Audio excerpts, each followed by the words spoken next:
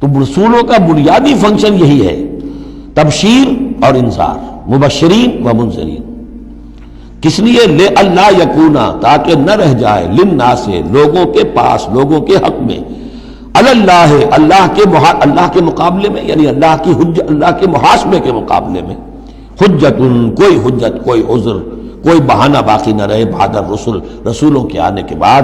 وَكَانَ اللَّهُ عَزِيزًا حَكِيمًا، اللہ عزیز ہے، بغیر رسولوں کے بھی محاسبہ کرے۔ اختیار اس کا مطلق ہے، حکیم ہے، اس نے یہ نظام بنایا ہے اپنے محاسبہ اخروی کے لیے۔ اب اس میں البتہ ایک بات اور نوٹ کر دیجئے، یہ بڑی تفصیل سے میں نے یہ چیزیں لکھی ہوئی ہیں اپنی ایک کتاب میں، نبی اکرم صلی اللہ علیہ وسلم کا مقصد بعثت، کہ ایک بنیادی مقصد رسالت کا وہ تو یہ ہے، اور ایک تکمیلی مقصد ہے رسالت کا جو محمد الرسول اللہ پر جا کر کامل ہوا ہے صلی اللہ علیہ وسلم، وہ ہے لِيُظْهِرَهُ عَلَى الدِّينِ كُلِّهِ۔ انہوں نے بھی کام شروع کیا یہیں سے، یا ایھا النبی انا ارسلناک شاہدا ومبشرا ونذیرا وداعیا الی اللہ باذنہ وسراجا منیرا۔ بنیادی حیثیت تو وہی آپ کی بھی وہی ہے، لیکن اس کے اوپر تکمیلی حیثیت کیا ہے؟ هو الذی ارسل رسولہ بالہدی ودین الحق لیظہرہ علی الدین کلہ۔